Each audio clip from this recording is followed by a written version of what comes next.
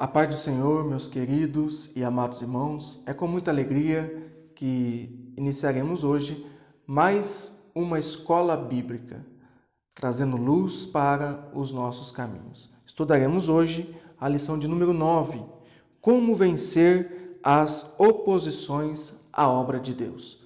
O professor de hoje será o pastor Silvio Cabral. Vamos orar ao Senhor pedindo a Ele as suas bênçãos. Senhor nosso Deus e nosso Pai, estamos gratos a Ti pela oportunidade que o Senhor nos concede em podermos, Senhor, aprender um pouco mais da Tua santa e preciosa palavra. Abençoa, Senhor, a cada um dos Teus filhos que neste momento estão dedicando este tempo, Senhor, para aprender a Tua palavra.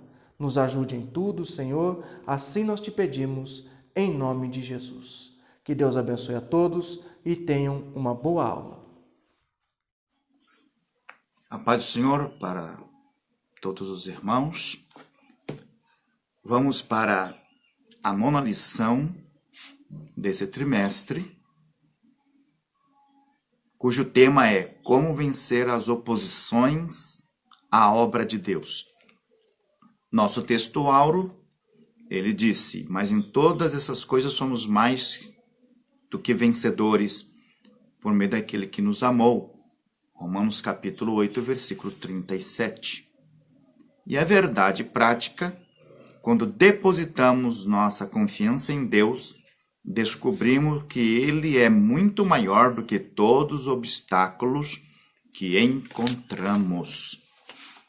E fica aí para os irmãos, a leitura bíblica em classe, que se encontra em Neemias capítulo 4, versículos 8 ao 20, e 1 João capítulo 4, verso 4, e também o capítulo 5, versículo 5. A leitura é bastante extensa, então não vou lê-la. Porém, durante a transmissão da aula, eu estarei fazendo menção ou lerei alguns versículos daqui, tá? Porque esses versículos são bastante interessantes e tem falado bastante comigo também.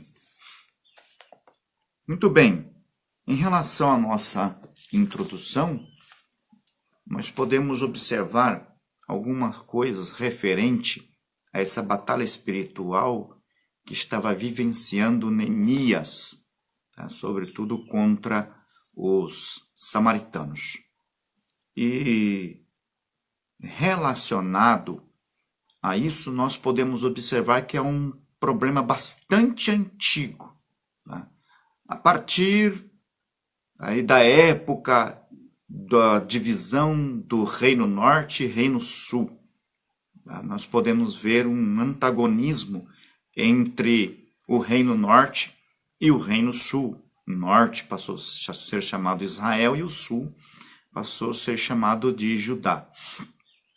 E a partir daí, ano 800 antes de Cristo, mais ou menos, deixa eu ver, mais ou menos 800 antes de Cristo, até a eventualidade que podemos observar mais ou menos 444 antes de Cristo, temos aproximadamente 400 anos de batalha espiritual entre judeus e samaritanos, tá? Eles estavam limitados aí aproximadamente uns 56 quilômetros, capital Samaria, e Jerusalém, que faz parte de Judá, tá? Cidade de Judá, capital Judá, nós temos 56 quilômetros aproximadamente, então não estava muito distante, ok? Então, a partir daí, nós vamos encontrar sucessivos problemas. Uma dessas problemáticas que a gente pode observar durante a história foi no ano de 721 a.C., onde Sargão II, rei da Síria, invade o Reino Norte. Complica mais a situação ainda, tá? Quanto à hostilidade, onde ele leva muitos israelitas, tá? Para, por exemplo, Amate, entre outros lugares. Muitos morreram nos combates, tá? E coloca gente de outras localidades, incluso de Amate também, tá? aí no Reino Norte. Aí então mistura tudo, mistura cultura, mistura crença, mistura costumes, tá? Mistura a linguagem. Então acentuou-se a batalha espiritual, porque a inimizade que já tinha, ela piorou, ok? E depois, ao perpassar o tempo, nós vemos aí a invasão no Reino Sul, profetizado por Isaías, tanto o norte quanto o sul, tá? E aí então piora, porque os samaritanos festejaram com a derrota do Reino Sul, certo? E isso não parou com Neemias, isso aí continuou, tá? Até na época do grego Alexandre o Grande, essa rincha entre eles continuou, tá? E na época de Jesus a gente vê também esses vestígios de hostilidades entre judeus e samaritanos. Então isso é uma coisa bastante que normal, tá? Agora, em relação à situação de Judá, pós-cativeiro, ela começa, entendeu? A partir de Ciro, aonde os samaritanos se opuseram, tá? Desde Ciro até a época de Artaxerxes, entendeu? Contra a restauração de Judá, contra a reconstrução, tá? Do templo, dos muros. Tá? Isso então passou a ser muito natural, essas rivalidades. Então a gente pode observar, tá, alguns ataques samaritanos, tá, contra o povo de Judá. Que esses ataques, tá, são feitos por samaritanos usados por Satanás para poder impedir a restauração da obra do Senhor, do templo onde eles deveriam adorar, das muralhas que eram a segurança daquela cidade. Então, por detrás de todas essas investiduras samaritanas, nós encontramos as estratégias satânicas com o intuito de não fazer prevalecer a obra de Deus. Lembra-se que o Messias deveria de surgir de Judá. Então, Satanás fez de tudo para que essa profecia não viesse ser cumprida, mas uma vez ele perdeu. Agora, em relação às armas que os samaritanos têm utilizado, nós podemos encontrar algumas delas. Por exemplo, escárnio, zombarias. Isso está no capítulo 4, do 1 ao 3.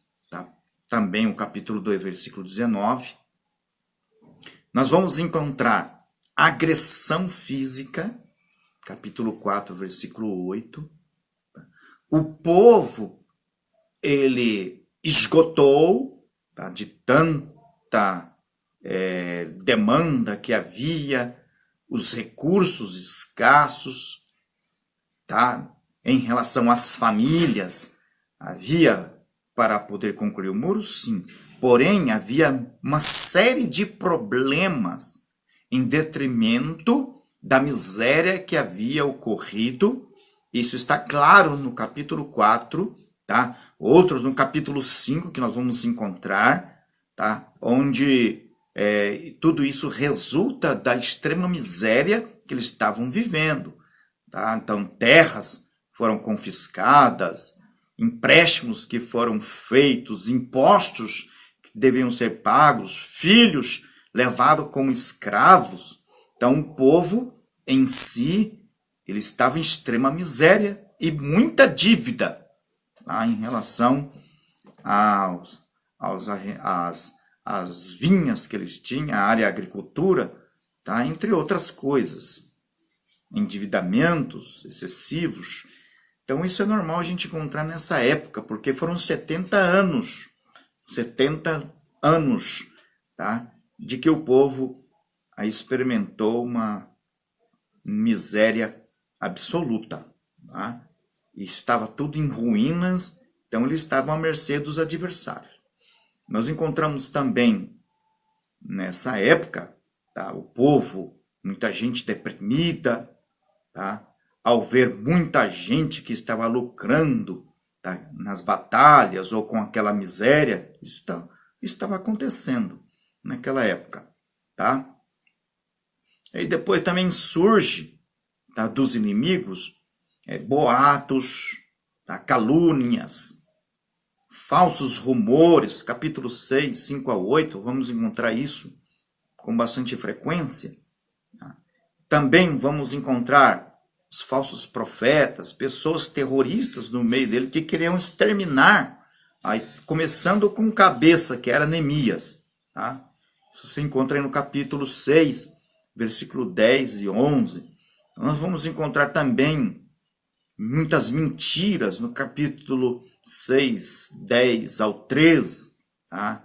Vamos encontrar também subversão, isto é, revoltas, tá? Que estavam acontecendo. Nós vamos encontrar também falsos informes. Então, tudo isso a gente encontra neste livro, e que tudo isso são armas que o diabo utilizou para poder tentar paralisar a obra do Senhor. Essas coisas a gente também encontra nos dias de hoje. Infelizmente, a gente encontra. Porém, Neemias era um líder à altura daquela demanda, daquela necessidade. E nós vamos encontrar muitas qualidades na vida dele para poder, então, dar resposta, tá, aos ataques do adversário, a fim de que a obra de Deus viesse prevalecer. Então, nisso a gente pode observar que Deus utiliza a pessoa certa na hora certa para poder fazer a grande diferença. E aqui temos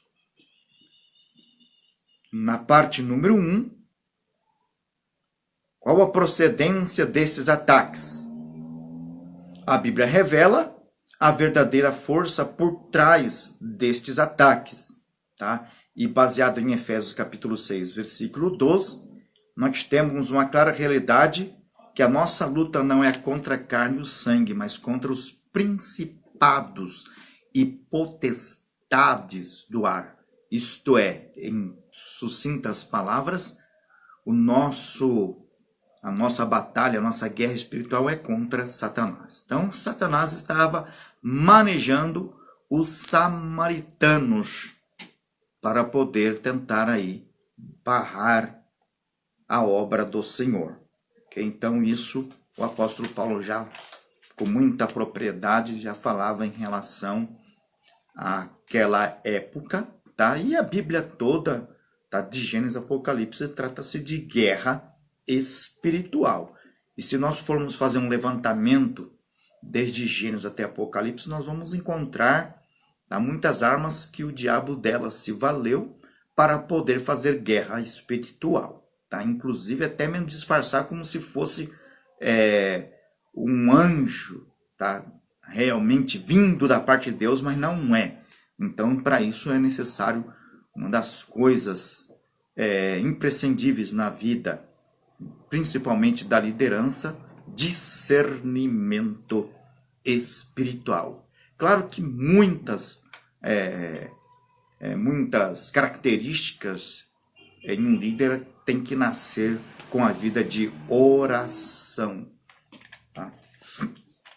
Bom, e aí nós podemos ver que Satanás é que está por detrás destes ataques.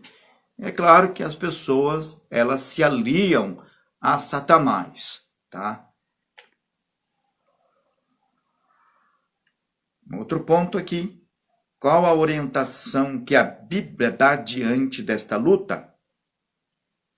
Ela diz, portanto, tomai toda a armadura de Deus para que possais resistir no dia mau. Então, o dia mau que estava para poder ocorrer na época paulina era justamente o Império Romano, que começara a perseguir o povo de Deus para a matança, tá? Isso aí Paulo já estava colocando a igreja sobre aviso que ia colocar. Justamente Éfeso era a capital da Ásia Menor, onde as sedes das capitais do mundo romano eram onde ia que começar essas duras guerras espirituais. E isso foi uma grande realidade. Houve muito morticínio, infelizmente, por parte dos romanos para com os cristãos. Tá? Tendo feito tudo, isto é, depois que a pessoa se revestir dessas armaduras espirituais, deveria de ficar firme. Tá? Tendo feito tudo, ficar firme. Tá? Aquelas armaduras descritas em Efésios capítulo 6, capacete de salvação, tá? Escudo da fé, couraça da justiça, cinto da verdade, o calçado do evangelho da paz, certo? Espada do Espírito. Tudo isso que Paulo estava falando estava baseando em um guarda romano pretoriano, tá? Quando ele estava preso, vendo aquelas armaduras, começou aí descrever as armaduras do cristão, baseado no pretoriano, tá?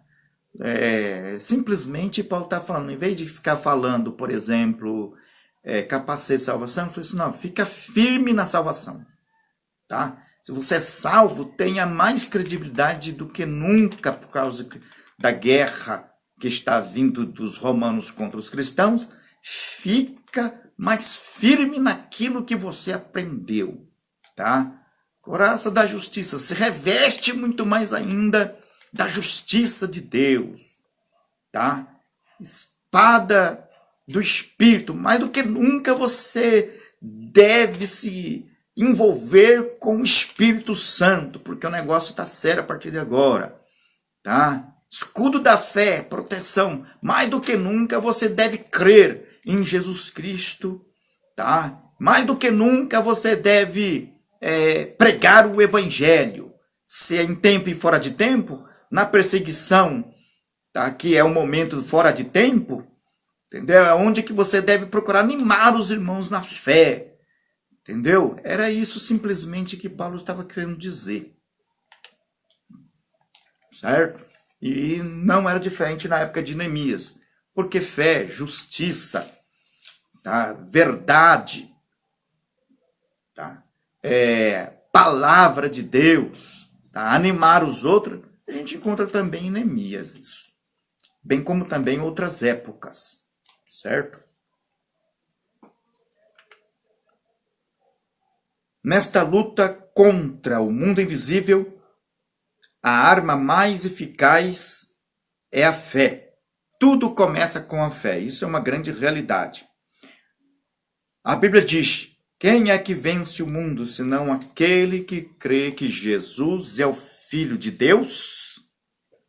Então, naquela fé recebida, Romanos 10, 17, é uma fé que deve ser aumentada, conforme diz os discípulos, Senhor, aumenta a nossa fé. É a mesma fé que deve ser guardada, como diz o apóstolo Paulo a Timóteo em sua segunda carta, capítulo 4. Guardei a fé. Então você precisa receber a fé. Essa fé é na pessoa de Jesus Cristo, é na palavra de Deus, tá? É na salvação. Por aí vai, e tudo que está atrelado à salvação, ao pentecostalismo, é nisso que a gente deve de crer. Nisso também a gente precisa crescer. E nisso a gente deve também guardar até o último dia. Ok? Então, creia que Jesus Cristo é o Filho de Deus, porque não somente Roma passa a ser uma ameaça e a perseguir também os cristãos, bem como também, nesta época, heresias começaram a surgir e aumentar, como os gnósticos, por exemplo. Como os gnósticos, tá? E, portanto, eles precisavam, tá, de viver pela fé. Todo cristão vive pela fé. Eu, no começo da minha fé, tá, quando aqueles pregadores itinerantes e tal, tá, eu vivo da fé. Não, não são só eles. Todo cristão vive pela fé. Agora, viver da obra é outra coisa. Então, eram expressões equivocadas, e alguns ainda usam essas expressões equivocadas. Bom, por isso a Bíblia aconselha: milita boa milícia da fé. Toma posse da vida eterna. 1 Timóteo 6,12. Pela fé experimentamos a operação do Espírito Santo em nossa vida. Gálatas 3:2-5. Jamais devemos permitir que alguma coisa venha abalar a nossa fé, porque sem fé é impossível agradar a Deus. Devemos não temer, mas crer somente. Marcos 5:38. E, claro, jamais devemos de dar lugar ao diabo. Aqui está Efésios 4:2, mas não, acho que não é essa referência, não. Efésios capítulo 4, versículo 27.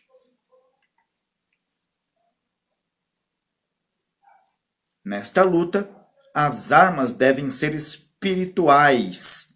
2 Coríntios capítulo 10, versículo 4. Só as armas espirituais atingem e alcançam os reais inimigos, os demônios. As armas carnais só nos prejudicam, pois muitas vezes levam-nos a dar lugar ao diabo.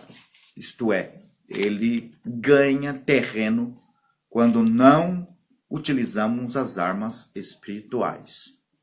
Como eu já fui da igreja tradicional onde me converti, infelizmente essas pessoas têm dificuldade de utilizar armas espirituais. Pode utilizar a fé? Sim.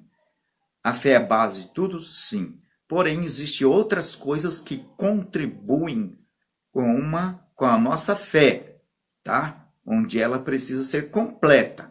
Por exemplo, uma das coisas que tem dificuldades, tá? E que ajuda muitíssimo em batalhas espirituais são os dons espirituais, tá? Que devem ser buscados, a fim de que não venhamos ter certos prejuízos, tá? E uma das coisas indispensáveis, tá, na batalha espiritual é o discernimento de espírito. Outra coisa, sabedoria, que vamos encontrar em Neemias. Sabedoria para lidar nas questões caóticas, confusas, complexas, tá? Isso é indispensável, tá? Então, sabedoria, discernimento de espírito. Isso é fundamental. Ponto número 2. O inimigo procura atingir a nossa fé. O inimigo ataca com a arma do desprezo. Isto é, ele intimida. Quando, por exemplo, eles estavam dizendo, samaritanos, que fazem esses fracos judeus, Neemias 4:2. Tá? Isso acontece muito nos dias de hoje. O quê? Você tem condições de fazer isso? Em uma leitura, a gente pode observar que, na verdade, as frequentes derrotas de Judá foi em detrimento à desobediência deles. Isso é fato. Tá? Foi em detrimento à rebelião aos princípios divinos. Como consequência, que já estava profetizado 150 anos antes da destruição, tá? A gente pode observar que eles foram para o cativeiro da Babilônia, que eles entraram em tremendas misérias, houve muito morticínio, tá? Agora a gente vê gente endividadas, sonhos frustrados, tá? Mortes prematuras, enfim, a cidade foi completamente arrasada, tá? Junto com o Estado. E, portanto, quando o adversário vê o povo agora unido para poder restaurar os muros, que fazem esses fracos judeus, tá? Esses derrotados, esses miseráveis, tá? Esses falidos. Tá? Estão 70 anos nessa situação, mais de 70 anos, já tinha passado 70 anos, deu aproximadamente em 530, 430,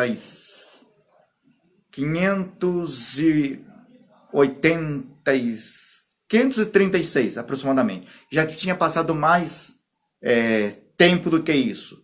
Estava levando aproximadamente já quase 100 anos. Está nessa situação. Aí é onde que o adversário, conhecendo a história, porque ele conhece a nossa história, e sabe os nossos pontos fracos, sabe os pontos fracos deles aqui nesse exato momento. Aí então, aproveitando desses fatos históricos, que fazem esses fracos judeus? Infelizmente, quando essas bombas são atiradas, muita gente passa a crer nisso, entende? A gente vai ver uma série de reclamações aqui, que infelizmente sempre tem pessoas que vai dar ouvido ao inimigo. Mas graças a Deus, porque o líder que Deus colocou à frente dessa obra é o líder exato para poder reanimar o povo a continuar a obra. Os líderes devem ter essa característica que teve Neemias para poder levar avante a obra de Deus. E a obra de Deus, ela vai avante quando o líder, ele intervém nesses ataques diabólicos. Fica aí essa lição para a liderança. Temos que intervir. O líder, quando vê problema e faz vista grossa, esse líder está a desejar. Aí nós vamos ver ainda outros ataques, né?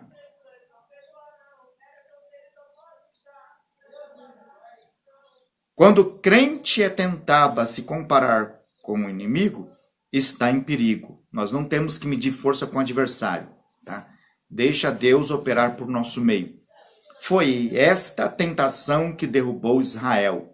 Quando os 10 espias disseram, não poderemos subir contra aquele povo, porque é mais forte do que nós. Aqui está um sério problema, tá? Números capítulos 13 e 31. Qual é o problema? E o que Deus falou tem menos validade do que o adversário viu, o que os nossos olhos viram, os ouvidos ouviram? Cadê o que Deus falou? Se Deus disse que iria dar a terra, é o suficiente para a pessoa se apegar a esta promessa e seguir adiante. Deus não falou que o cativeiro era só de 70 anos, tá? E que os judeus iriam voltar? Por que não crer nesta promessa? Este é o problema. Muita gente tem dificuldade de crer na promessa de Deus. É bem verdade que nesse meio aí surge falsos profetas, tá? Para confundir. Por isso que o líder tem que ter discernimento. E a gente tem que se apegar no que Deus já disse. E não o que vem ao contrário. E não dar ouvido ao inimigo. Uma das virtudes de Neemias é que ele não deu ouvido. Quantos convites ele recebeu? Olha, queremos fazer reunião com vocês. Olha, desce aí que eu quero ter uma conversinha com você. Entendeu? Ele não deu ouvido. Irmão, para de dar ouvido ao diabo. Para de dar ouvido às pessoas negativas. Como é que você quer vencer se você dá ouvido a quem não deve dar ouvido? E quando a quem você precisa dar ouvido, você não dá ouvido? Apruma-te.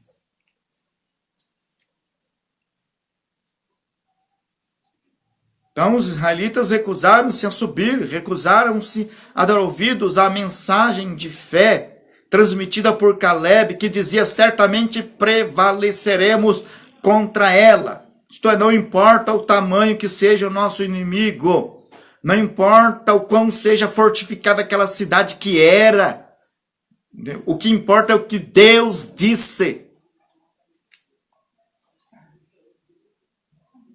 E olha só uma palavra de ânimo: o Senhor é conosco, não os temais.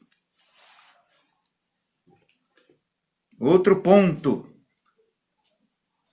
O inimigo ataca com arma do escárnio, com as críticas, com a zombaria.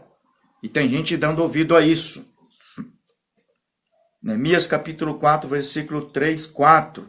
Aí tem outras referências bíblicas. Trata-se de uma arma que os inimigos da obra de Deus têm usado em todos os tempos. A zombaria, as críticas. Quando os servos de Deus sofrem escárnio, são tentados a ficarem desanimados. Tá? Você pode ficar desanimado, sim. É claro que Deus vai buscar meios de interferir nisso. É óbvio, tá? Porque ninguém é de ferro. Porém, temos que estar com foco. Neemias tinha foco na obra do Senhor. Deus estava com ele. O rei estava com ele. O que ele tinha que temer? Na verdade, fracos eram aqueles que estavam caçoando, zombando, burlando deles. Esses eram fracos, porque o rei não estava com eles. Deus não estava com eles, e sim o diabo. Tá? E quem é maior? Se o coração teu te condena, diz o apóstolo João, maior é Deus do que todas as coisas. E nesse tempo de pandemia, tem muita gente que está precisando de ânimo. Aí é hora dos líderes a começar a buscar essas pessoas que estão desanimadas para poder reanimá-las e seguir à frente, porque nós estamos já no fim da história da igreja. Jesus está voltando. E a nossa geração é a geração do arrebatamento. Creio muitíssimo nisso. Tão certo como o ar que eu respiro. Tão certo que eu sei que hoje a vinda de Cristo está muito próxima e é para a nossa geração. Aí nós temos... É normal nós encontrarmos, tá, servos de Deus passando por escárnio. Jesus passou por isso, sobretudo na cruz do Calvário, tá, quando ele estava sendo chicoteado, quando ele estava caminhando para o Gólgota, no Gólgota, ele passou muitíssimo por isso. Ele foi até chamado de endemoniado. Entende? Foi caluniado. Isso é normal. O verdadeiro crente passa por isso e muito mais do que isso. Isso é normal. Temos que estar acostumados com isso. Claro que não devemos aceitar, tá? Mas isso é normal. Por isso que temos que nos revestir das armaduras espirituais.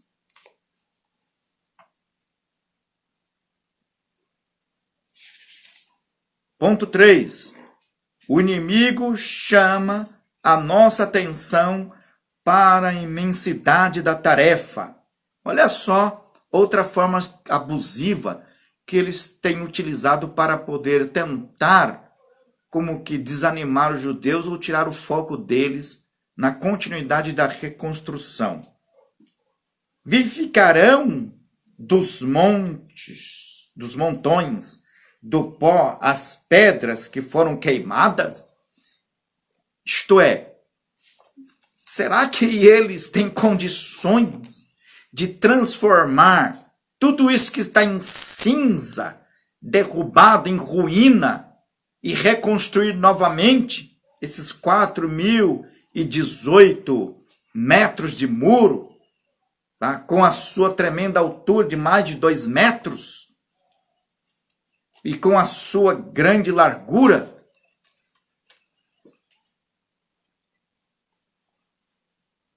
Essa é a realidade, tá? Essa é a realidade. Só de altura, reitero, 12 metros de altura. E na sua espessura, 8,5 metros. Com as suas 34 torres, cada torre um soldado. Será que vocês vão conseguir fazer tudo isso? E suas 12 portas. É bem verdade aqui que é impossível, tá, fazer em 52 dias 4.018 metros de muro. Isso é impossível, tá? Isso é impossível. Grandes partes do muro, sim, estava derribada, tá? Não era 100% derribada, tá? Por isso que eles fizeram em 52 dias, senão o negócio ia precisar aqui de um bom tempo, tá? Mas era o suficiente para estarem expostos ao inimigo, certo? Então, poderão eles repararem tudo isso em 52 dias? Disse Neemias. É possível. Disse Deus. É possível. O rei deu carta aprovando, vai e faça. Diz, é possível. Creio em Neemias. Tá?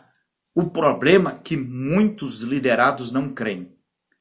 E o inimigo que está externo, tá? Ele faz de tudo para poder dar errado. Mas graças a Deus que deu certo. Que era projeto de Deus.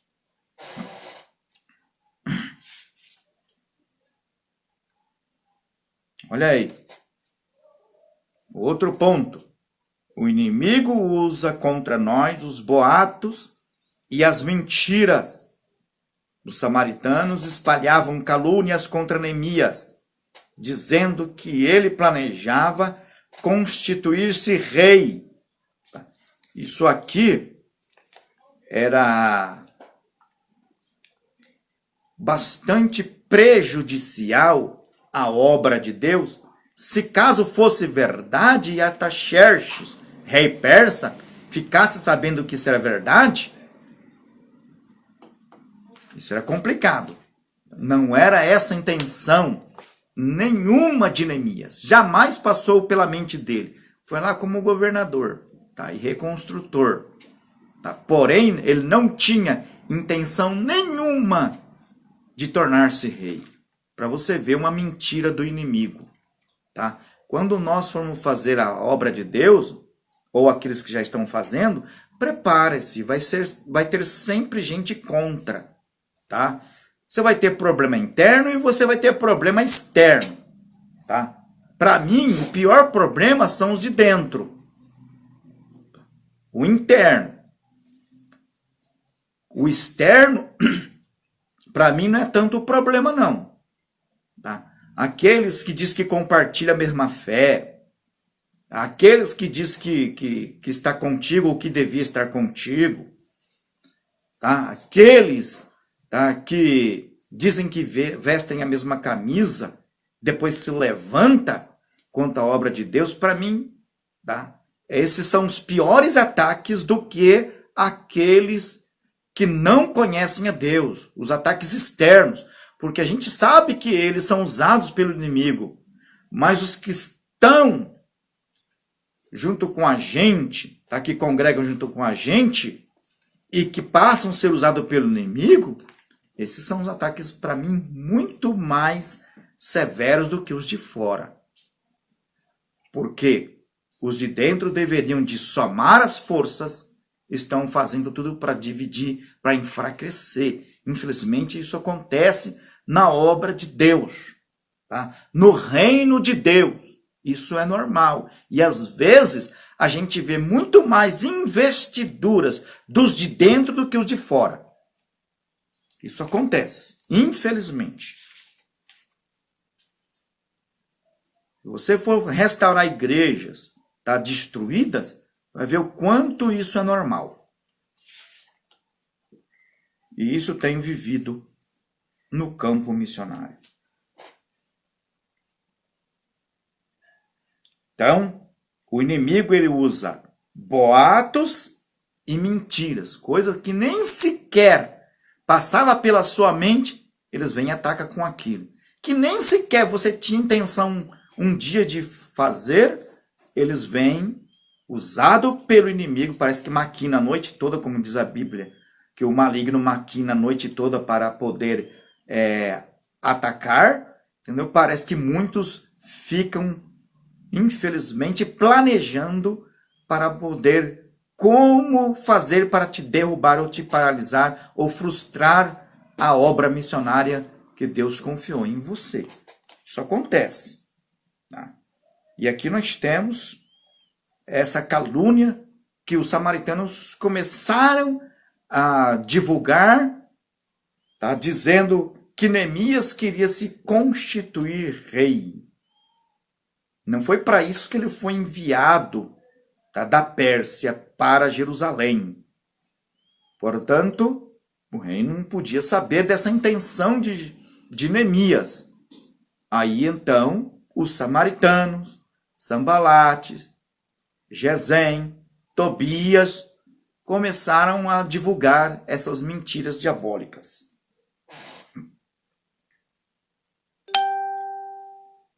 Então, tudo isso era para amedrontar os judeus e assim atingi-los em sua fé em Deus. Aí vem a resposta de Neemias. De tudo que dizes, coisa nenhuma sucedeu. Mas tu, do teu coração, o inventas. Neemias 6:8. Paulo escreveu, tornando-nos recomendáveis em tudo, por honra e por desonra, por infâmia e por boa fama. 2 Coríntios 4:4-8. Jesus aconselhou aqueles que sofrem acusações mentirosas a alegrarem-se, a exultarem e não atentarem para o que se fala deles. Mateus 5:11-12. Olha só esta lição preciosa que o nosso mestre por excelência diz neste momento que isso, de fato, essas calúnias iriam acontecer. Esses boatos mentirosos iam acontecer para aqueles que verdadeiramente desejam realizar a obra de Deus. Então, nós não devemos dar ouvido a esse tipo de gente e orientar aos liderados em relação a essa realidade que surgiria. Tá? Por isso que o líder deve formar líderes e que esses líderes venham, por sua vez, aos seus liderados, tá? Transmitir essas realidades de guerra espiritual.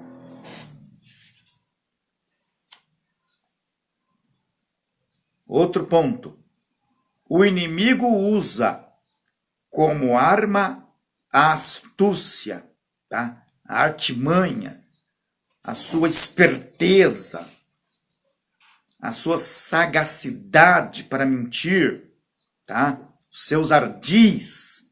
Os samaritanos convidaram os judeus para juntos se congregarem nas aldeias, porém tentavam fazer mal a Neemias. Insistiram na proposta, mas o convite foi repetidamente recusado por Neemias. Tá aqui, vamos estar juntos aí, vamos dar glória a Deus juntos. Vem aí. Deixa eu dizer uma coisa. Você acredita que por muitas vezes o reverendo Moon da Igreja da Unificação tem convidado muitas vezes pregadores renomados, inclusive do Brasil, para fazer parte dos movimentos deles, tudo pago por eles.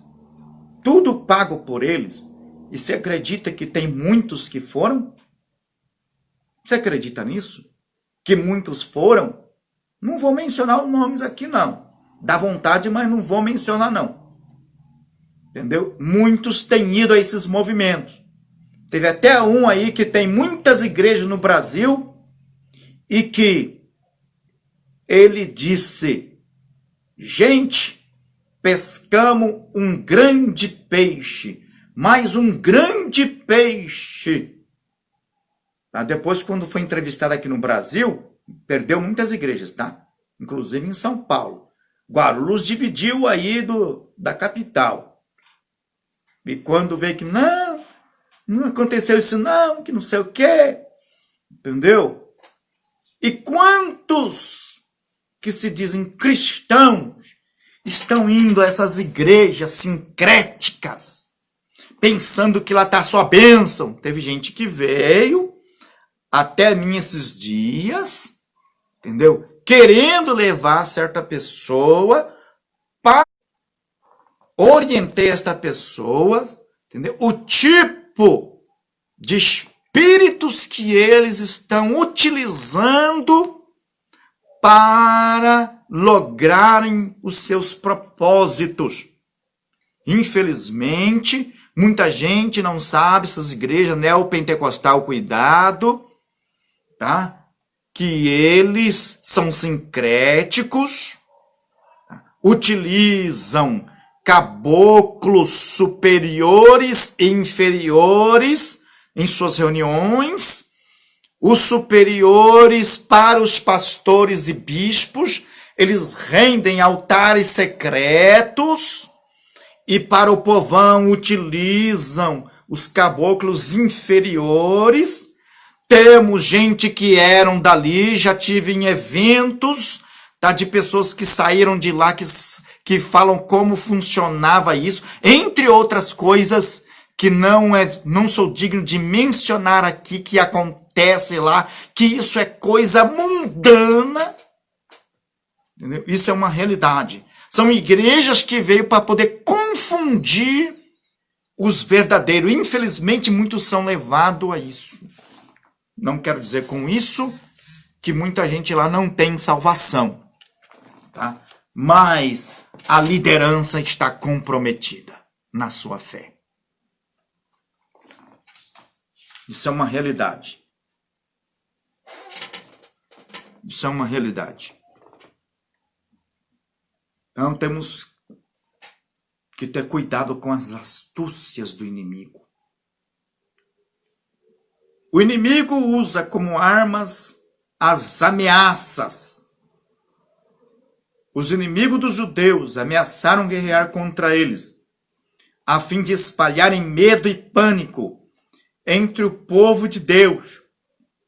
Porém, diz Neemias, oramos ao nosso Deus e pusemos guarda contra eles. Tá? A gente vai encontrar aqui as formas de ataques que eles fizeram para espalhar terror no meio do povo de Deus. Tá? Eles queriam que, em meio às dificuldades que eles estavam atravessando, tá? Penetrar no meio do povo de Deus e começar a fazer um extermínio. Aí Neemias disse, gente, o caminho é orar. Eles ficaram sabendo, por meio de outras pessoas, tá? A estratégia operativa deles, para poder então penetrar no meio e provocar um extermínio para que a obra de Deus não fosse adiante. Então os judeus não atacaram os samaritanos, mas defenderam a sua área de trabalho. Tá? Leia aí esse capítulo 4 aí, você vai observar a forma que Deus utilizou Neemias para superar essa dificuldade. Que é interessante, tá? E olha só, a vida de oração como é importante nessa fase. Tá? e mais uma vez o adversário não pôde prevalecer. Outro tópico, qual o segredo da vitória de Neemias e dos judeus? Os judeus venceram porque tinham certeza de que estavam na vontade de Deus. Tá? Se você foi chamado por Deus, deve estar no centro da vontade dele. E estar no centro da vontade dele é conhecer a Bíblia, saber o que Deus quer para a sua vida. E olha só uma palavra, um versículo-chave, tá? Ou um dos versículos-chaves do livro de Neemias. O Deus dos céus é o que nos fará prosperar. Neemias 2:20. Diante de tanta dificuldade que se vinha, algumas coisas Neemias sabia que ele tinha que enfrentar. Tá? Por isso que ele teve que pedir carta para o rei, a fim de conseguir materiais para a reconstrução, também cartas para o rei, para poder passar pela guarda e chegar até o seu destino. Ok? Então, algumas coisas a gente tem que saber basicamente, tá? Logo de início. Mas tem muita coisa que vai acontecer conosco que a gente não tinha nem noção que isso iria acontecer. Por isso que temos que estar em oração, ter palavras positivas como esta, que ele fala nesse exato momento. O Deus do céu é o que nos fará prosperar. Outro, os judeus venceram pela oração. É um livro que está recheado de eventos de oração. E isso a gente não pode abrir mão. Oração. Ora de bruço, ora deitado, ora caminhando, ora em espírito, e não espírito de oração. Tem muita gente que erra nisso, inclusive nessa lição aqui. Espírito de oração. Não existe espírito de oração. Oração, espírito e súplicas. Tá? Orar, orar. Para que Deus venha dirigir, fortalecer, dar estratégia, fazer prosperar. Isso é fundamental. Tá? E aí a gente tem alguns outros subtópicos, né? Devemos também orar, isso já direcionado para nós, aplicação para a nossa vida, tá? E a oração, ela traz o mover de Deus, a sua obra, se na sua obra em nossas vidas, é claro, tá? Traz os recursos, afasta o inimigo, confunde o adversário, tá? Traz derrota finalmente ao adversário, exalta o nome de Deus, a obra de Deus é realizada. Assim que, meus amados irmãos, oremos para a glória do nome do Senhor. Nós não podemos estender muito no vídeo, tá? Então fica aí esse ensinamento para que o nome do Senhor seja glorificado. Que Deus abençoe em Cristo e até a próxima aula.